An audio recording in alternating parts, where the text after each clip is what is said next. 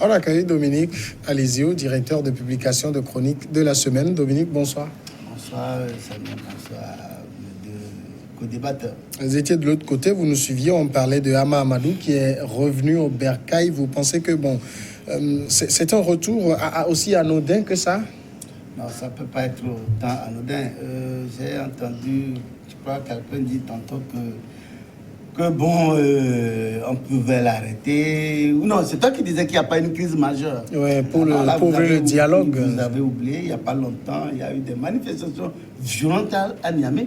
Qui se sont pas des blessés, pour le code électoral. Oui, pour l'histoire de Doka. Parce qu'aujourd'hui, il est revenu. Il est candidat de son parti Modem. Mais le problème, c'est qu'il est frappé par le code électoral. Oui, cela a été condamné à 1 an de prison. Il a été condamné à 1 an de prison, alors que le code, je crois, dit que... Quand vous êtes condamné à 1 an, vous ne pouvez plus être candidat. En fait, moi, je crois que ici, le président actuel doit jouer à l'apaisement. Pourquoi l'apaisement? Parce que Hama Amadou a été l'homme pour qui ou par qui il a été président au Niger. Parce que à l'issue du premier tour, c'est Hama Amadou qui venait en troisième position. Il était choisi pour l'ancien parti, le MNSD de Mamadou Tandja, ou le parti de Issifou. Bon, il a fait alliance avec Issifou. Bon, je crois qu'entre-temps, pour le deuxième mandat de Issifou, Hama aussi a dit, moi je me positionne, c'est ça qu'il y a eu clash et rapidement on lui a trouvé un chef d'accusation, notamment le trafic de bébés. Cette histoire que beaucoup de Nigériens s'interrogent, qui s'est plaint avoir perdu de son bébé pour retrouver ce bébé dans la chambre de Hama Amadou. Il n'y en a pas, on a dit c'est depuis le Nigeria. Au Nigeria non plus, il n'y a pas eu de violence. En fait, c'est pour dire que voilà un opposant qui a pendant longtemps dit qu'il combat la dictature, qu'il combat les mensonges, les féudations des institutions. Et il est venu, il a fait pire que ça. Je parle de Issifou Mamadou. Voilà comment lui aussi il est arrivé. Après avoir vécu ces difficultés dans l'opposition, il fait pire que le parti unique ou le parti qui était au pouvoir, notamment le MNSD. Donc aujourd'hui, il s'avère clairement que ce qui s'agite beaucoup pour les leaders, croyant que c'est des saints, c'est des gens qui viennent, quand ils viendront, tout cela rose. Ah ben, ils vont se faire tuer, se faire blesser, se faire mutiler. Mais ceux pour qui ils sont prêts à se donner. Mais ces gens-là, quand ils seront au pouvoir, ils vont les abandonner comme des chiffons. Voilà ce que l'exemple que Issifou Mamadou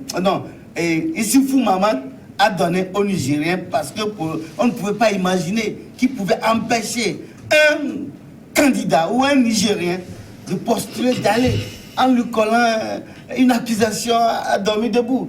Mais aujourd'hui, est-ce qu'il est vraiment engagé à un apaisement réel, c'est-à-dire le laisser? Il a laissé, bien sûr, il a perdu sa maman, il est allé porter le deuil, c'est vrai. Maintenant, est-ce qu'il peut le laisser jouir de son droit politique et être candidat, aller, et puis soit il gagne, soit il perd? Donc, je crois qu'il doit le faire. Je crois que c'est ce qui doit être suscité, le dialogue dont on parle. Parce qu'entre-temps, il y avait eu des mouvements pour recuser le code électoral, qui était un code un peu sélectif.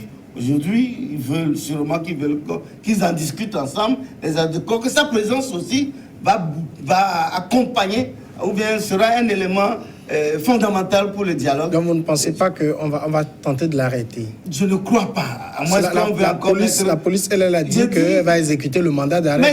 À moins qu'on lève le mandat d'arrêt. Si le président ne donne pas l'ordre ou bien lève ce mandat d'arrêt, il ne sera pas inquiété. Mais au cas où, ça veut dire que c'est le président ici qui a encore donné l'ordre pour qu'on l'arrête. Et là, je crois que ça risque aussi de passer un peu mal, parce que les militants de Hama Amadou aussi sont... Parce que vous savez, au Niger, il y a aussi cette velléité ethnique qui se joue. Hama Amadou est germain, alors que Issifou est Haoussa. Donc tu vois, c'est des deux grandes ethnies du Niger, et que ça joue aussi sur ça. Bon, vivement que... C'est vrai qu'au niveau de l'affaire de supposition d'enfant dont il avait été accusé, beaucoup ont dit, comme Dominique le dit, qui s'est plaint et tout, Mais en même temps, quand vous avez une femme qui n'a jamais été enceinte, qu'on découvre avec des jumeaux, un politique très connu, il faut aller s'interroger aussi. Oui, c'est vrai, mais... Il y en a plein. Bon, on lui a simplement demandé de prouver que ce sont ses enfants. Non, mais il a refusé le test ADN. Oui, mais c'est normal parce que... Il a dit qu'il est musulman. Même si c'est in vitro, c'est que c'est ces spermatozoïdes qui ont servi à faire là. Un donneur. Non, c'est trop facile. C'est trop facile de la science, on ne peut pas le recuser. C'est trop facile de coller des histoires debout comme ça, des hommes politiques. Ce n'est pas seulement au Niger qu'on assiste à cela. Hein. Au Bénin, ça s'est passé la fois dernière. Cette histoire entre Talon et son ami d'hier à Javon, aujourd'hui, on n'a pas encore trouvé la solution. L'histoire togolaise aussi, avec cette affaire de montre avec l'ancien ministre de l'administration territoriale. Ouais, il y a tellement de choses qui tournent en matière politique. Donc, juste trouver une histoire pour coller à la personne, comme Dominique l'a dit tout à l'heure. Est-ce qu'une femme s'est plainte pour dire, voilà, j'ai perdu mon bébé, tout ça là. Le même bébé dans la... Oui, voilà, dans la chambre du président de Yamamadou. Donc, ça pose véritablement problème. On dit que l'affaire vient du Nigeria et vous savez que les achats de bébés sont récurrents au Nigeria. Vous parlez d'achat de bébés? Oui. Si vous parlez d'achat de bébés, si la famille a quand même les moyens d'adopter des bébés, je crois que... On n'a pas parlé d'adoption ici. Je crois que il l'accuse, mais qui sait on a vu la femme enceinte. La femme était enceinte. Non, justement, c'est ce qu'on dit. Personne n'a jamais vu. Non, mais Amamadou a dit au cours d'une émission sur France 24 que sa femme, que le président Issifou a vu sa femme avec son gros ventre. Et ils ne savent seulement, peut-être ils savent. Non, il a un problème. Oui. Maintenant, la femme est enceinte. La science évolue. Aujourd'hui, tu peux... Je parlais tantôt de in vitro. Mais je voulais peut-être rebondir sur Issifou. Aujourd'hui, je crois que il est vrai qu'il y a un passé, et on sait, tout homme, si ces politiques-là veulent conserver le pouvoir, ils ont quand même des manières de le faire. On a vu au Togo, on a collé l'affaire donc de Monte-Rolès, là, ne serait-ce pour éliminer peut-être un candidat potentiel. Aujourd'hui, on l'a vu avec les élections locales. Il y a eu un Rolès quand même. On a vu... Non, je ne mélange rien. Laisse-moi parler. Tout à l'heure, tu as parlé, donc je voulais. Tout à l'heure, tu as parlé, je t'ai laissé, donc voilà. Donc aujourd'hui, il faut dire que ici, il faut arrêter donc de donner de bons exemples de démocratie à certains chefs d'État qui veulent encore s'accrocher au pouvoir. Donc le monsieur, il a laissé son opposant rentrer tranquillement au pays, alors qu'on a vu un autre président qui a empêché un candidat potentiel de rentrer au Togo. On a vu il y a récemment. Donc aujourd'hui, je crois que au moins il y a beaucoup qui va arriver. Donc ce que nous disons aujourd'hui, c'est qu'il faudrait nécessairement que certains aillent à l'école de Issifou et Mamadou, parce que le gars, il montre quand même des exemples de démocratie et que certains puissent copier cela, ne serait-ce que ne pas. La police est en train de menacer de l'arrêter. Maintenant, tu dis quel bon exemple de démocratie. Bon, le fait est qu'il est rentré. Mais il est rentré. Je pense qu'il a pris Air Côte d'Ivoire, qui n'a jamais refusé de... Voilà, il y a des gens qui ont même menacé Air France. Voilà, c'est triste. C'est pourquoi il a évité Air France. Oui. Il peut prendre Air Côte d'Ivoire. On va passer maintenant... Alors, notre aussi aurait pu prendre Air Côte d'Ivoire pour arriver dans ce cas. Prochainement, peut-être. Okay. On va passer à la Guinée. Un jeune Guinéen a été tué par balle lors de heurts survenus jeudi à Conakry après la dispersion par les policiers et les gendarmes d'une nouvelle manifestation de masse des opposants au président Alpha Condé. C'est ce qu'ont annoncé sa famille et un médecin, Alpha Souleymane Diallo. Il avait 19 ans, est au moins le 18e civil à trouver la mort depuis le début, le 14 octobre, d'une mobilisation contre un éventuel troisième mandat du président Alpha Condé. Un gendarme a également été tué. Le mouvement ne donne aucun signe de fléchir et la communauté internationale s'inquiète du risque d'escalade. Jeff Le Prince, les manifestations de l'opposition se multiplient, mais moi, chaque fois que j'aborde le sujet de la Guinée, la question que je pose toujours, c'est qu'on manifeste contre un procès d'intention. C'est-à-dire, on fait un procès d'intention et puis on manifeste. Oui, nous l'avions déjà répété 1-2 fois sur ce même plateau. Est-ce que jusqu'à preuve de contraire, Alpha Condé s'est prononcé officiellement pour dire je suis candidat? c'est vrai que c'est des procès d'intention, au même moment que les gens font des analyses par rapport aux gestes, aux actes que posent les militants de Alpha Condé. Quand nous prenons l'exemple du Niger, les gens sont manifestés pour demander le 3e mandat de Issifou. Et il a dit non, et tout à l'heure, il a réagi. Par contre, chez Alpha Condé, il y a des manifestations, au moins 18e mort. On annonce un jeune de 19 ans, ça veut dire que le gars, il ne dit rien, il ne réagit pas, ça veut dire que quelque part, le pouvoir saoule. Il voulait consommer le prochain mandat. Donc, moi, je pense qu'il a la lourde responsabilité de situer la population guinéenne. Alors, s'il se tait, ça veut dire qu'il est conscient de la situation et il adhère à ceux qui disent ou ceux qui lui donnent l'intention d'être encore candidat pour la prochaine présidentielle. Donc, Alpha Condé, aujourd'hui, il a la lourde responsabilité de se prononcer pour situer les uns et les autres afin que le calme revienne dans son pays. Dominique, il y a quand même... C'est assez curieux de voir qu'à chaque manifestation, un mort. Le comble, c'est que c'est un président qui est au pouvoir. Un opposant qui est au pouvoir.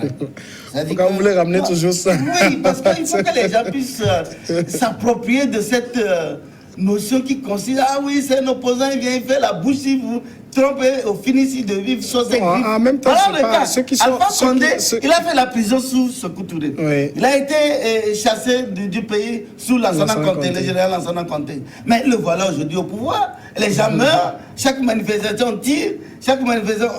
Mais alors que c'est vrai que pour le moment, c'est une Il n'a rien dit, oui. Il n'a rien dit. Et il ne dit rien, il le répète depuis, comme on l'a dit tantôt, ici, quand des individus ont dit oui, il faudrait qu'il fasse le 3e mandat, il a dit non, clairement.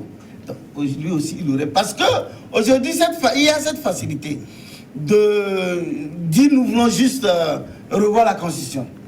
Or, lorsqu'on modifie la Constitution, on rentre dans une autre république. Et là, les mandats antécédents deviennent nuls. Et là, c'est ce qui passe. Actuellement, la Côte d'Ivoire est dans le même schéma. Oui. Où aujourd'hui, Ouattara tantôt dit que non, lui laisse la jeunesse aller diriger le pays, mais tantôt il dit bon, rien ne l'empêche d'être encore candidat. Donc c'est ce cas de figure que peut-être les Guinéens ne veulent pas laisser cette opportunité éventuelle pour Alpha Condé de modifier la Constitution et de dire que voilà, on repart à zéro. Alors que quelque part, depuis qu'on manifeste, depuis que les gens lui non plus n'a pas pris la parole pour dire rassurez-vous, je ne serai pas candidat et que je suis avec vous. Donc ça veut dire le seul procès qu'on peut lui faire, c'est un procès en silence? Bon, ça aussi, peut-être se taire, et s'il opérait le coup, demain, ils vont se retrouver devant le fait accompli.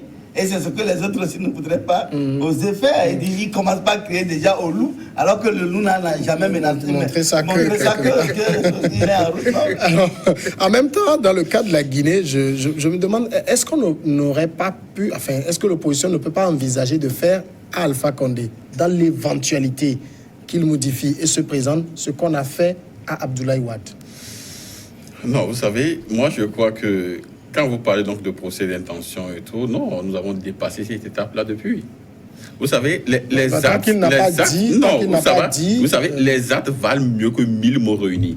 Lorsque le monsieur demande des consultations pour réfléchir sur les dispositions constitutionnelles, mais qu'est-ce que vous voulez comprendre? Lorsque le monsieur, à chaque fois qu'il y a le peuple manifeste et qu'il y a des morts, un président qui est le garant donc de la Constitution, qui doit quand même protéger donc ce peuple-là. Ce peuple-là est souvent tué par les militaires parce que les gens sont donc soupçonnent qu'il va se présenter pour un 3e mandat. Ce président-là, qui veut être dans l'anticipation, devait quand même se prononcer et dire ouvertement que je ne serai pas candidat. Je vous dis pire, ce problème-là a commencé depuis la Côte d'Ivoire.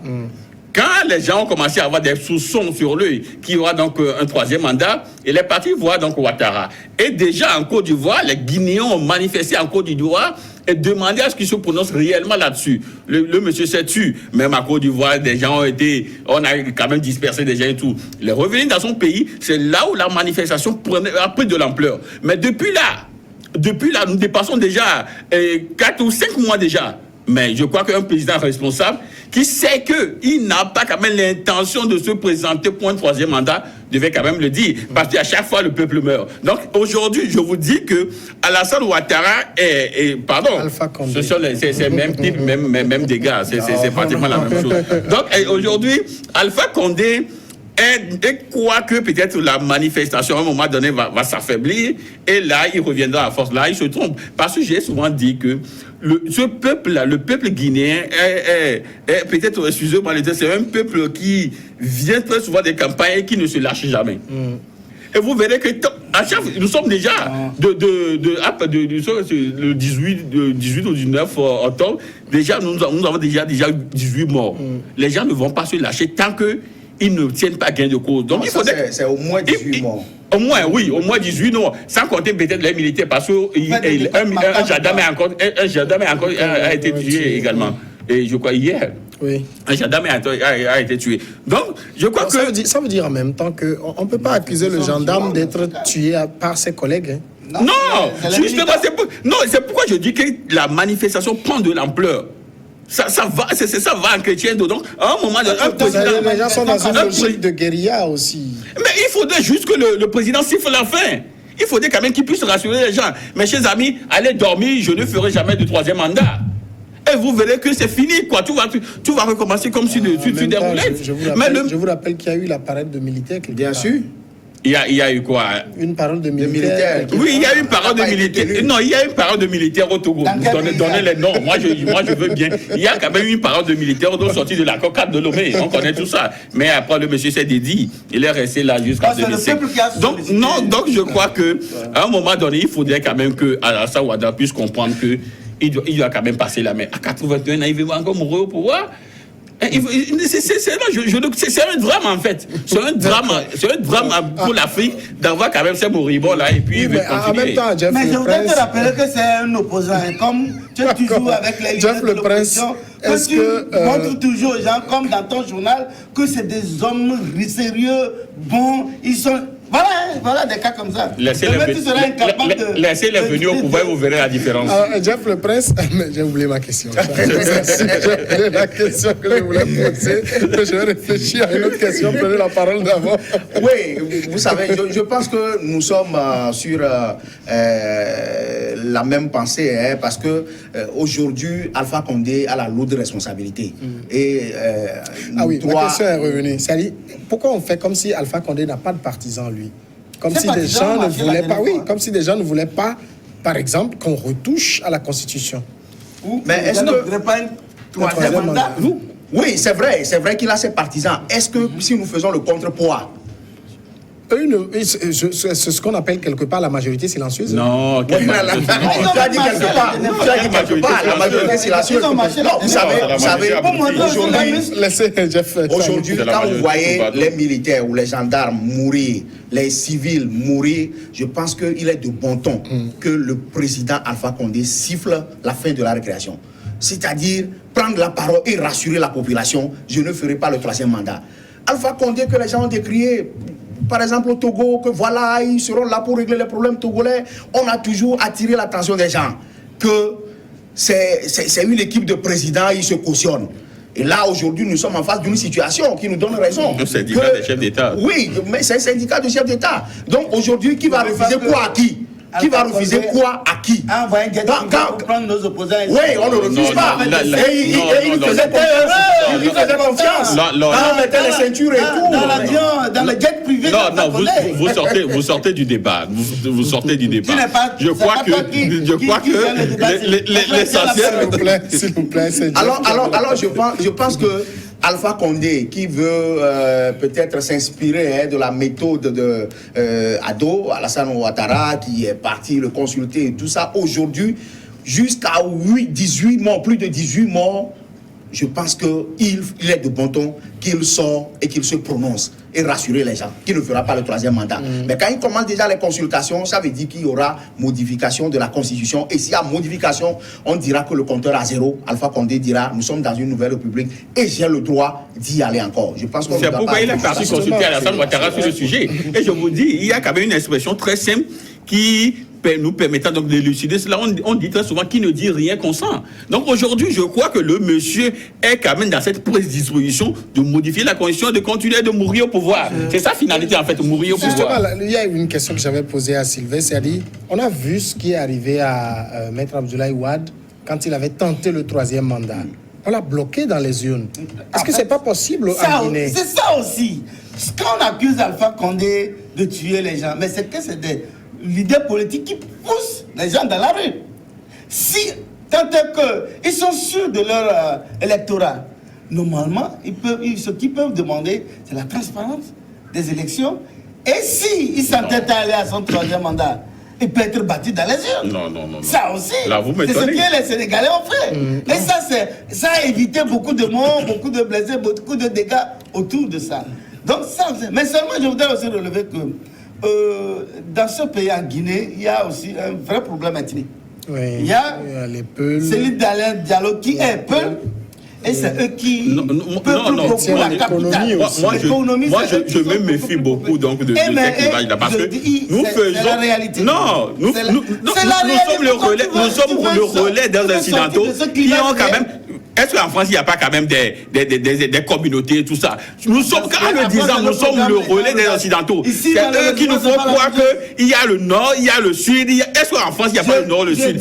Mais est-ce qu'ils s'entretuent? En France, c'est le programme qui stimule les gens. Donc il ne faudrait pas que nous soyons le relais des Occidentaux en faisant croire que nous sommes le Nord et le Sud. Depuis que Jean-Pierre Fabre ou les leaders de l'opposition, ils ont déjà décliné leur programme. Est-ce qu'ils ont déjà dit si ce n'est pas autogol, c'est quoi le son? Tu sors du débat. Reviens à Guinée, tu sors du débat. Restons sur la Guinée. C'est toi qui m'as amené. Donc je disais que c'est une réalité. Bon, d'ailleurs, si nous prenons l'élection même d'Alpha Condé, quand il avance le premier mandat, je crois, il avait 19%. Oui, l'autre avait 44 ou 42%. 44, il me semble. 44-18. Et là, c'était aussi quand au Togo, les gens réclament que l'ONU vient organiser les élections. Là-bas, pourquoi tu as cette facilité? Envoyé par lui.